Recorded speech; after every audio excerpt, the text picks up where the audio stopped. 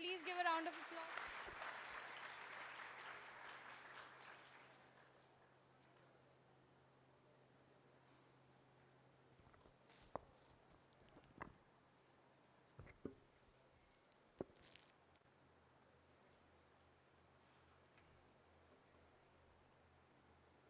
Good morning everyone.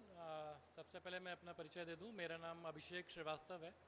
आपके campus में ही स्थित स्टेट बैंक ऑफ इंडिया में ब्रांच मैनेजर हूं। मैं स्टेट बैंक ऑफ इंडिया के बिहाफ पे आप सभी का एसएटीआई कॉलेज कैंपस में हार्दिक स्वागत करता हूं। सबसे पहले शुरुआत करते हैं आपकी सबसे प्राइमरी और सबसे इम्पॉर्टेंट नीड से, जो अब आने वाले समय में आपको होने वाली है, एजुकेशन लोन। आप में से बहुत सारे स्टूडेंट्स एजुकेशन लोन की रिक्वायरमेंट रखते होंगे। तो मैं आप लोगों को ये बता दूं कि स्टेट बैंक ऑफ इंडिया में एजुकेशन लोन का प्रोसेस बहुत ही सिंपल और बहुत ही आसान है। इवन एमपी गवर्नमेंट ने एक पोर्टल, विद्या लक्ष्मी पोर्टल बनाया हुआ है। आप सब लोग उसको नोट कर सकते हैं। गूगल पे विद्या लक्ष्मी पोर्टल आप लिखेंगे तो सीधे साइट पे पहुंच जाएंगे। आप उस पर अप्लाई करिए। उसमें आपके पास बहुत सारे बैंक्स और उनकी ब्रांचेस को चूज़ करने के ऑप्शन भी रहेंगे। आप state bank of India choose करिए। हमारी ब्रांच एसएटीआई विदिशा ब्रांच, उसको आप चूज़ करेंगे तो आपकी लोन एप्लीकेशन डायरेक्टली हमारे पास आ जाएगी। ये सबसे पहला स्टेप है एजुकेशन लोन लेने के लिए। और उसके बाद कुछ बेसिक टर्म्स एंड कंडीशंस हैं, वो मैं आप लोगों को बता दूं। जनरली आपका कोर्स पीरियड 4 साल का रहता है और बैंक एजुकेशन लोन इस प्रॉस्पेक्ट्स पे स्टूडेंट्स को देता है कि आप अच्छे से पढ़ाई करेंगे और आपके कॉलेज का टर्म ओवर होने के बाद आपकी अच्छी प्लेसमेंट भी होगी और उसके बाद ही आपका रिपेमेंट शुरू होगा।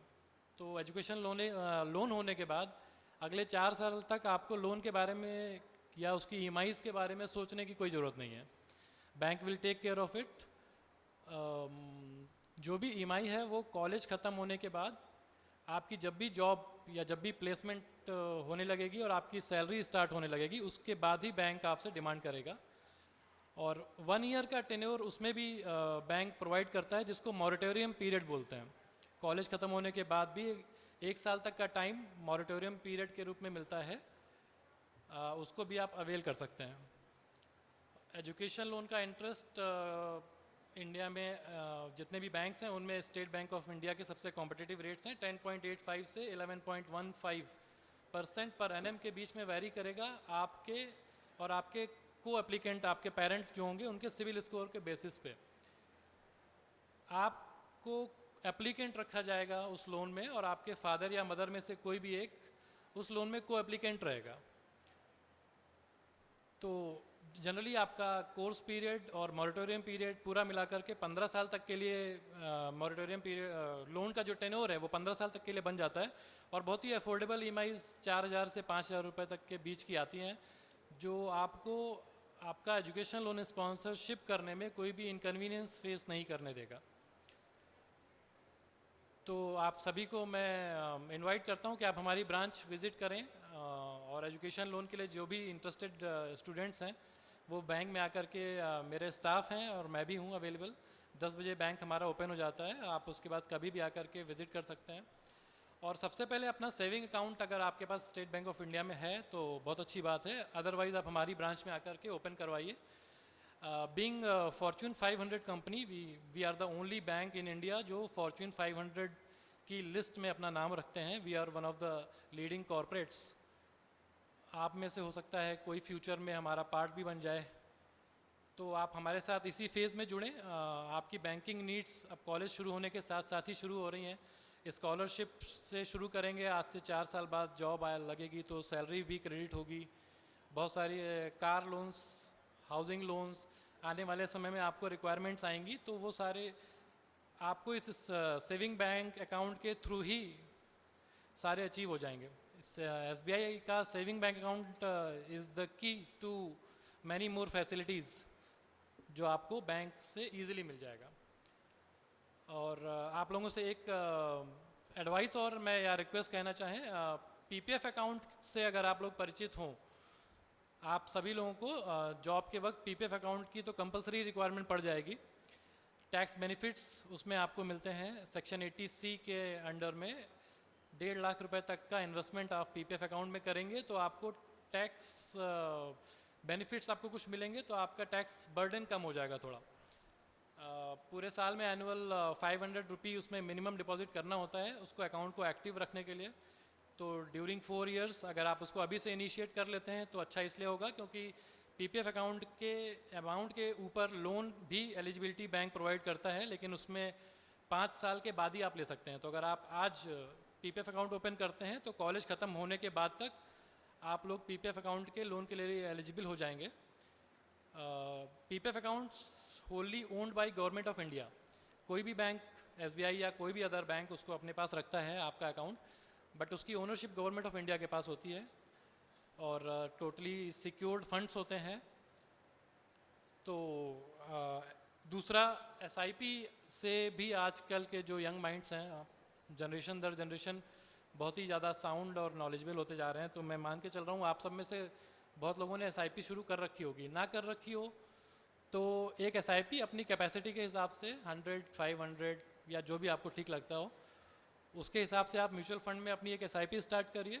थोड़ा बहुत फंड आपके हाथ में आपके खर्चों के लिए आपके लिए रेडिली अवेलेबल रहेगा हमेशा। और इसके अलावा आप लोग को कोई भी डाउट हो, कोई भी क्वेरी हो तो आप हमारी ब्रांच में आकर के हम लोगों से मुलाकात कर सकते हैं। Thank you very much.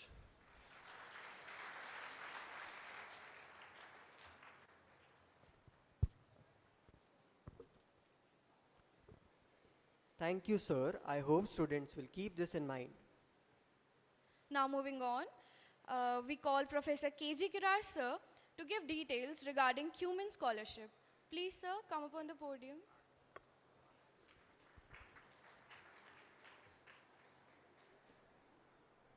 Good morning everyone. तो जैसे कि अभी डॉक्टर एस.एस. गोलिया सर ने आपको जिन स्कॉलरशिप के बारे में बताया गया है वो सभी स्टेट गवर्नमेंट और सेंट्रल गवर्नमेंट के द्वारा स्पॉन्सर्ड हैं। उसमें से अजीम प्रेम जी और रिलायंस फाउंडेशन ये दो हैं जो हमारे इंडियन कंपनीज की तरफ से हैं। और ये जो स्कॉलरशिप मैं प्रेजेंट करने जा रहा हूँ that is Cummins scholarship program nurturing brilliance. ये आपकी एमएनसी फॉर्च्यून 500 कंपनी है, यूएसए बेस्ड कंपनी। उसके द्वारा जो सेलेक्टेड सिटीज़ हैं उनके इंजीनियरिंग कॉलेजेस और डिप्लोमा कॉलेजेस के लिए अवेलेबल है। दैट मीन्स ये बहुत ही टारगेटेड ऑडियंस के लिए है। तो एक इसका फ़ायदा ये है कि आपको कंपटीशन कम मिलेगा। हालांकि आपको इसमें क्या करना पड़ेगा कि इसका पूरा सिलेक्शन जो प्रोसेस है उसको फॉलो करना पड़ेगा, जिसमें कि आपको पहले अप्लाई करना पड़ेगा, उसके बाद एक रिटन टेस्ट होगा, ऑनलाइन टेस्ट होगा, देन इंटरव्यू होगा, पर्सनल इंटरव्यू, उसके बाद फिर आपका सिलेक्शन होगा। तो चलिए हम इसके बारे में आगे और जानकारी लेते हैं। नेक्स्ट। तो ये जैसे कि आप देख सकते हैं कि ऑब्जेक्टिव क्या है किसी भी स्कॉलरशिप का। जो मेन ऑब्जेक्टिव होता है वो financial assistance to the students who are economically और सोशली वीक। तो यही इसका है। और साथ में this scholarship basically mean for the studious students that is merit cum socially disadvantage students के लिए। नेक्स्ट। तो ये ब्रीफ हिस्ट्री है इस स्कॉलरशिप की। ये कंपनी जो कमिंस इंडिया है ये इसने 2000 में ये स्कॉलरशिप शुरू की और पुणे सिटी के 13 स्टूडेंट्स को ये स्कॉलरशिप अवार्ड की। और फिर ये जैसे नंबर बढ़ता चला गया और ये आपका लास्ट ईयर का जो नंबर है ये हो गया हमारा 300, मोर देन 300 स्टूडेंट्स को इन्होंने स्कॉलरशिप दी है। और ये जो ब्लू कलर में शेडेड स्टेट हैं ओनली इन स्टेट्स के भी पर्टिकुलर सिटी, जैसे कि मध्य प्रदेश की बात हम करें तो मध्य प्रदेश में विदिशा और राजगढ़ ये दो सिटी के जो कॉलेजेस हैं वहाँ पर जो बच्चे पढ़ रहे हैं वो भी कौन से colleges, engineering and diploma colleges. तो ऐसे मान के चल सकते हैं कि पूरे मध्य प्रदेश में इंजीनियरिंग में एसटीआई में ही ये वाली स्कॉलरशिप अवेलेबल है। तो ये आपके लिए बहुत बड़ी अपॉर्चुनिटी है। नेक्स्ट। तो ये जो स्लाइड है ये आपके थोड़ा से क्राइटेरिया को डिस्क्राइब करते हैं कि क्या एलिजिबिलिटी क्राइटेरिया है इस स्कॉलरशिप के लिए। तो इसमें जैसे आपको है कि you must be studying your engineering or diploma courses from a recognized institute, that is means here SATI in this case, or you must have scored 60% and above in your 12th or higher secondary school examination. तो ये 60% का भी criteria है यहाँ पर। Then family annual income must be below 6 lakh, ये income का criteria है। देन आप ये सिटीज़ के नाम है, इन सिटीज़ में आपका कॉलेज होना चाहिए। क्या होता है कि प्रेजेंटेशन हमने एक सेशन ऑलरेडी कर लिया बच्चों के साथ, तो क्या नॉर्मली कन्फ्यूजन आता है कि बच्चों को लगता है कि रेसिडेंट इन सिटी में होना चाहिए। इसका इस क्राइटेरिया का मीनिंग ये नहीं है, your study centre must be in these cities. तो हमारा SATI है इसलिए आप एलिजिबल हो, इसमें कोई डाउट नहीं है ना। देन आपका एज जो है, इसमें एज का भी criteria, your age must be less than 25 years, तो वो भी आप क्वालिफाई करते हो। और बाकी सभी क्राइटेरिया क्वालिफाई करते हो। तो अब इसमें हम बात करते हैं कि एज ए स्कॉलरशिप आपको क्या क्या मिलेगा। तो इसमें फ़ीस का कोई वार नहीं है। जैसे कि हमारे SATI के केस में हमारी फ़ीस 90,000 है मान लें, अगर आपकी ये 10 लाख भी होती तो कंपनी का कहना है कि फ़ीस का कोई कैपिटल वार नहीं है। जितना फ़ीस होगी, जो एग्जामिनेशन फ़ीस होगी, जो आपके अदर एक्सपेंसेस हैं फॉर स्टेशनरी पर्पज़ माने स्टडी पर्पज़ के, सारे देंगे और 4 साल के लिए देंगे, फर्स्ट ईयर से लेके फाइनल ईयर तक। उसके साथ साथ आपको एक लैपटॉप प्रोवाइड किया जाएगा जिसकी की कॉस्ट होती है 80 to 90,000 की, है ना। ब्रांडेड लैपटॉप प्रोवाइड किया जाता है, कंपनी ही बेचती है, पैसा नहीं देती कंपनी, लैपटॉप बेचती है। और आपका जैसे कभी आप एज ए कोई कॉन्फ्रेंस में या कहीं भी एज ए एकेडमिक पर्पज़ से कहीं जाते हैं तो उसका ट्रैवलिंग अलाउंसेस वगैरह भी देती है।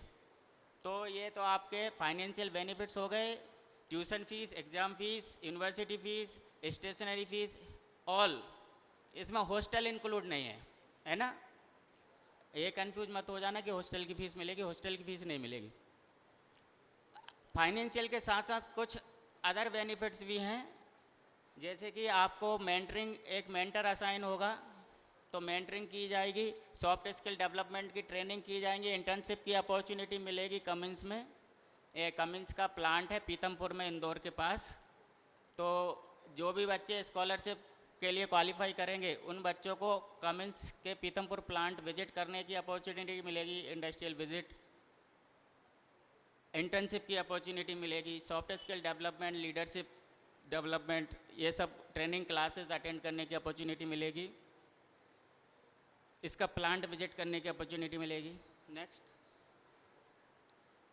अब हम बात करते हैं सिलेक्शन प्रोसेस की, कि ये तो बात हो गई कि हम एलिजिबल हैं और हमको क्या बेनिफिट्स मिलेंगे।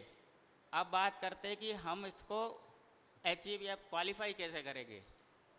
तो पहला जो गवर्नमेंट ये कंपनी अवेयरनेस सेशन चलाती है, उसके 2 सेशन ऑलरेडी हमारे बच्चों के साथ हो गए हैं, फर्स्ट ईयर के साथ भी हो गया ऑनलाइन जूम पर। तो ये पहला हो गया। अब आपका पोर्टल ओपन है ऑलरेडी और 31 सितंबर तक पोर्टल ओपन रहेगा। तो अब आपको क्या करना है, अगर आप एलिजिबिलिटी क्राइटेरिया मीट करते हैं तो आपको उस पोर्टल पे जाके अपना रजिस्ट्रेशन करना है सबसे पहले। तो वो आगे की स्लाइड में है, रजिस्ट्रेशन प्रोसेस कैसे करना है। तो उसमें आपका 2 इम्पोर्टेंट चीज़ है, एक तो ईमेल आईडी और दूसरा मोबाइल नंबर।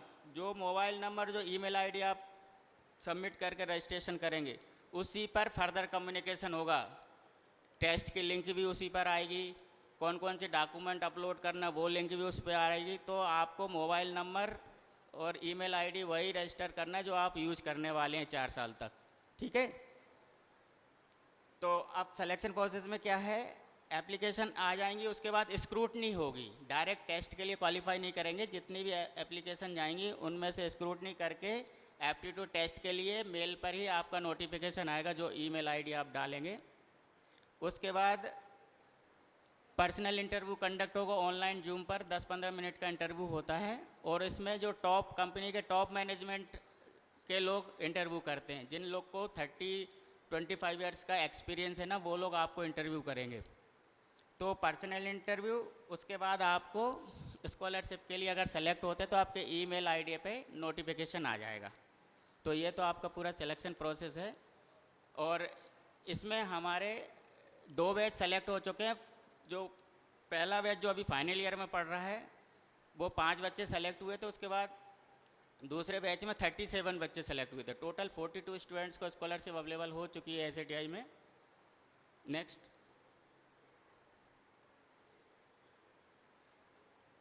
ये हो गया, इसको आगे कर दीजिए।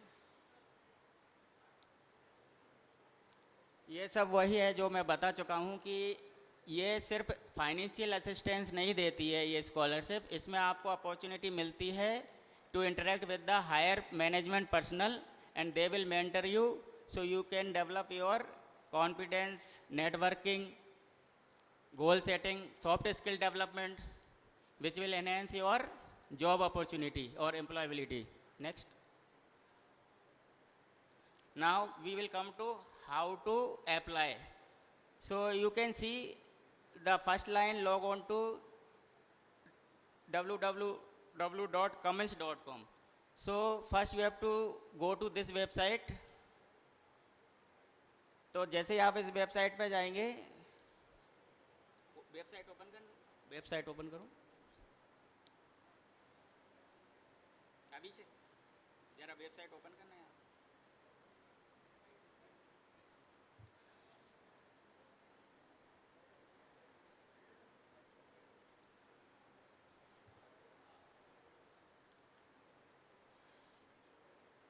ये हाँ, यही क्लिक कर दो इसको।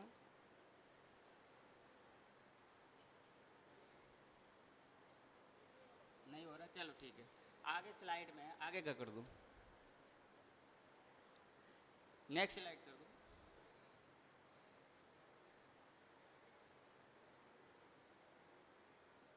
नहीं ओपन हो रहा तो उसमें है, मैंने इमेजेस हैं, आगे कर दो PPT पे।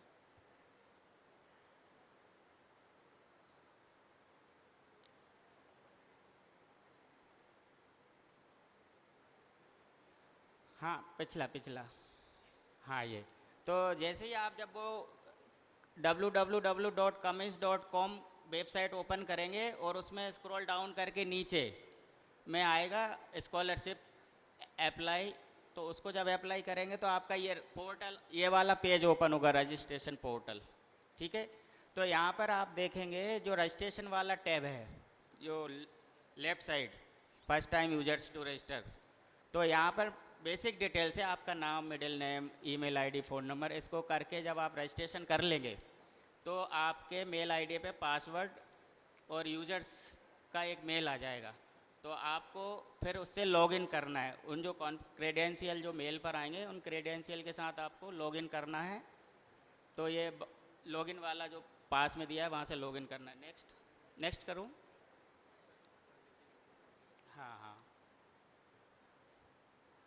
नेक्स्ट करो। तो ये नीचे दिया हुआ कि किस टाइप का मेल आपको आएगा, तो इसमें क्रेडेंशियल डिटेल होगी। नेक्स्ट।